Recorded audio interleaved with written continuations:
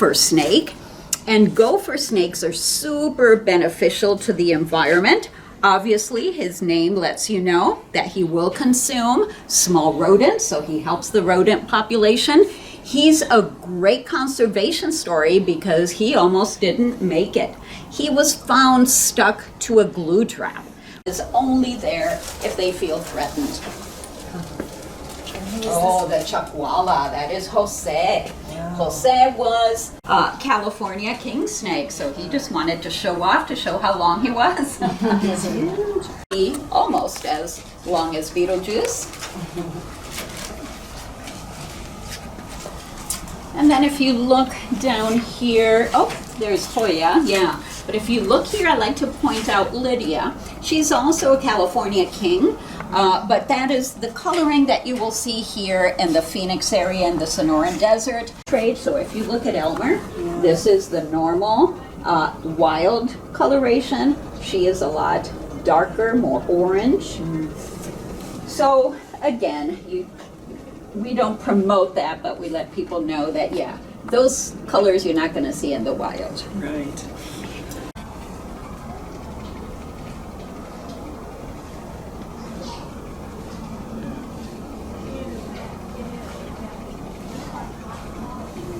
The only reason we have her is she has it's called a congenital defect, and she's missing a bone in this toe. So that means she would not be a good hunter.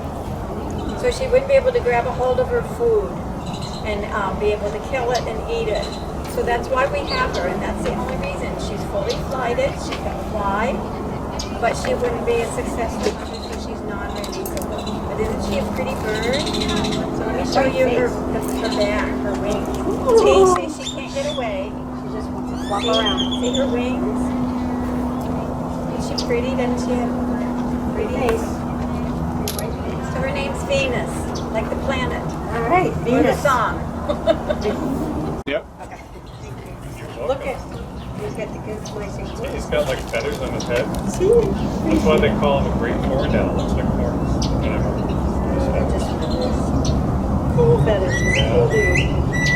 Tucker got hit by a car. Uh-oh. His wing is broken, so he can't fly anymore. But he likes mice too. Like a lot of mice. Not as many as that. Hi. Pretty. You've got lots of freckles, don't you? Yeah. That's why Tucker. Hi, Tucker. That way. How you Try doing? and turn him for you. That's okay. Tucker. There you go.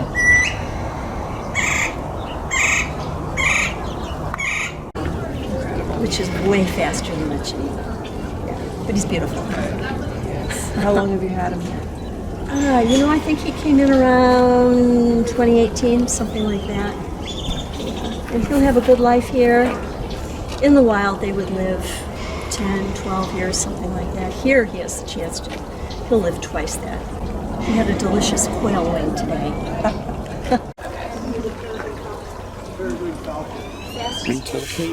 Fastest canine. But There's a bobcat down there. American eggs are pointed a little bit, so if they start to roll, they roll in a circle to check them. Nature is so brilliant. Yeah. That was so weird. He's the South American version. South American. That long snout, and it's kind of flexible. Very cool.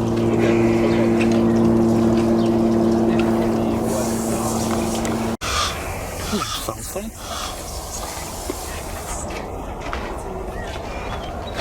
Yes.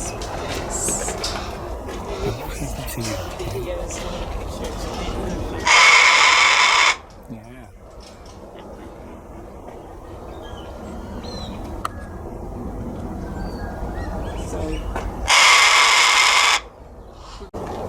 This one's a Beatrix.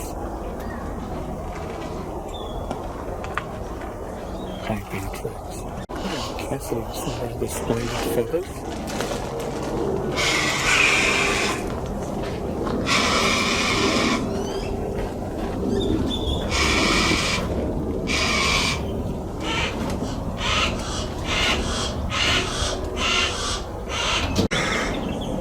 Nope, the Cooper's Fork.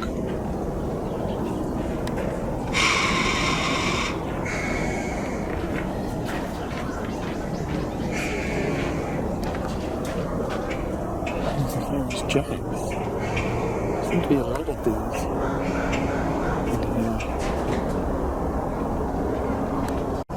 Hello, Ryan's been bouncing around.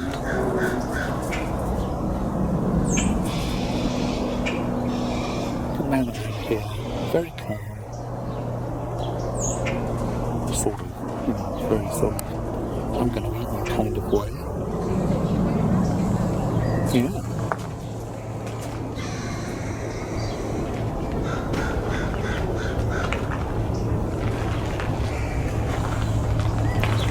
Keeping an eye on me.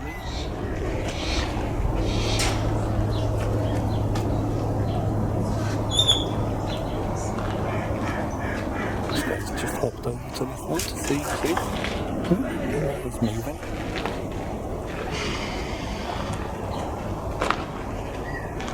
Splendid addition too. Yeah.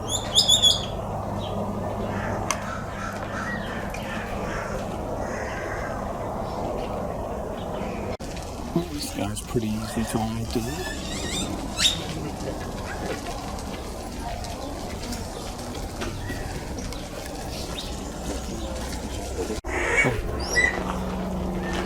He just bounced off, red-tailed hawk. He's gone into hiding. Yeah. Hiya. How you doing, Choco? Good to see you.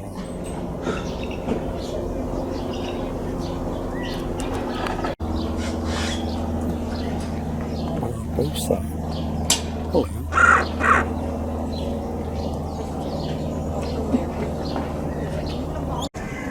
Another peregrine falcon over the back there.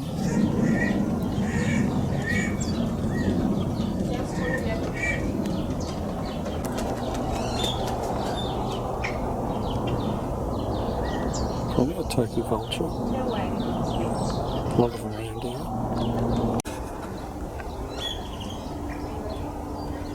Here he is.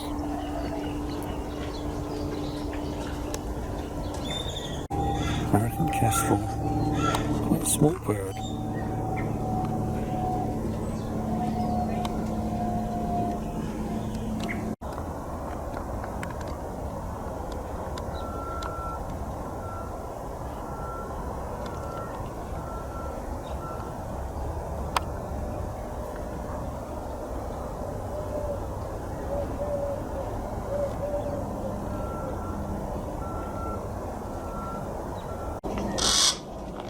There's a couple of Harris hawks talking to each other.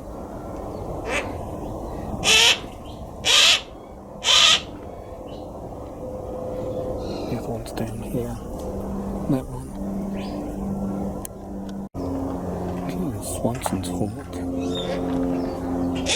And then Davison.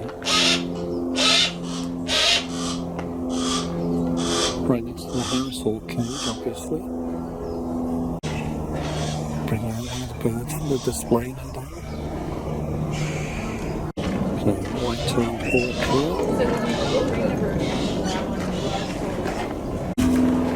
Great.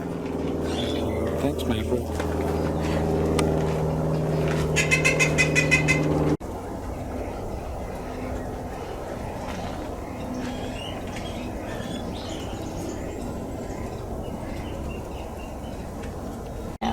Okay, California condor in there somewhere. Hope I'm getting him. He's doing a good job hiding in the dark.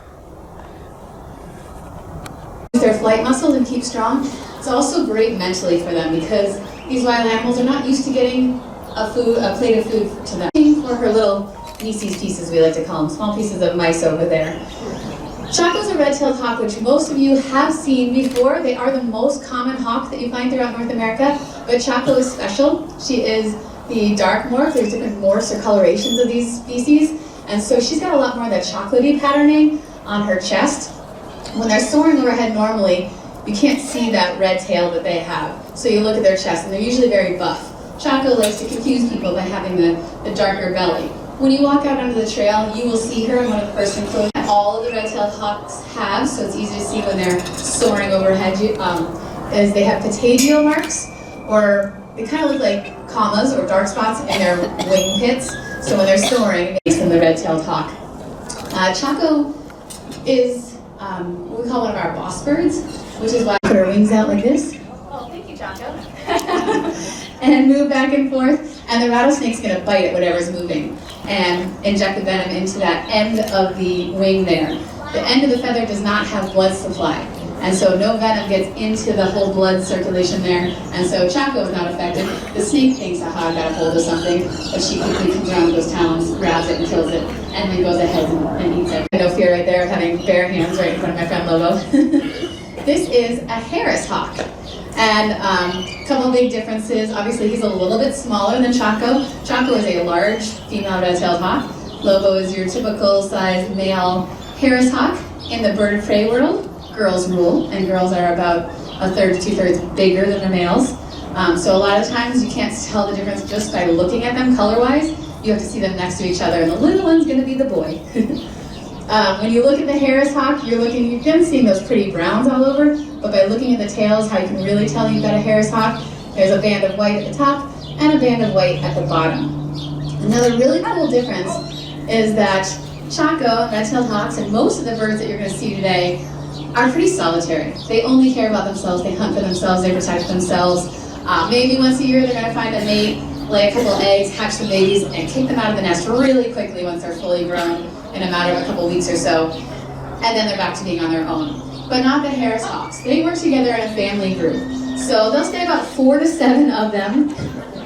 Shows how you walk. He's always a little bit of a comedic relief. There you go. They work together in a family group, about 4 to 7 of them. And so Lobo may see a bunny in a bush, and he'll put his leg into the bush and scare the bunny out the other side, and he goes hopping along. And his friends are waiting to take off flying after it. And they fly in that V formation, and he just loves you, Sassy. He's holding on. I want to hold your hand. They fly in a V formation. If the bird at the front of that V gets tired, it can go to the back. So Lobo just found a really great Saguaro, and his friends took advantage. It could be also that they're trying to get a higher vantage point so they can see further around them. And the last one is more scientific. It's that they are a matriarchal society. So the female is the top dog in charge, basically. So it's Lobo and the lesser males right underneath that top female. That is my favorite explanation.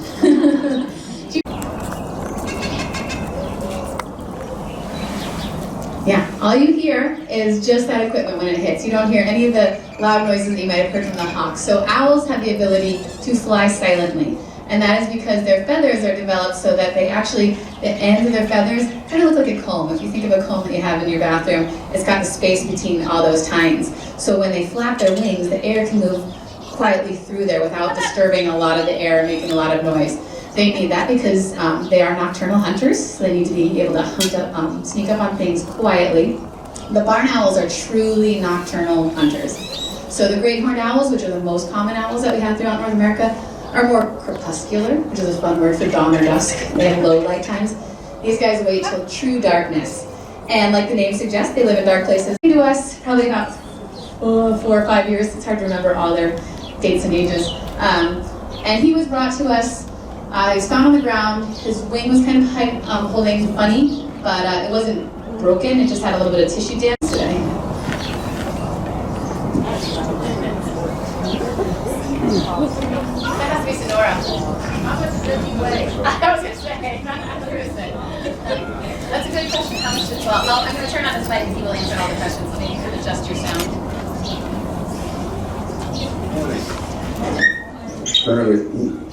Apparently I need to be adjusted a little bit, which is all right. Well, good morning. Welcome to Liberty. And look what I found. This is the lovely and talented Sonora. She's female. And Sonora, as with all of our birds here, has somewhat of a unique story. And it turns out that Sonora back in 2007, which makes her somewhere in the, we're not exactly sure, somewhere in the 16 to 18 year range of age. But anyway, back then, She and her nestmate were minding their own business in their nest, and along came a swarm of bees and attacked both of them. And of course, both of the young ones didn't know how to fly, so the only thing they could do is jump out, which they did. They both fell about 40 feet. Her nestmate was killed in the fall, and Sonora was injured with fractures to her wing. And so that's why she's here. These birds are very interesting. They can be found only on the North American continent.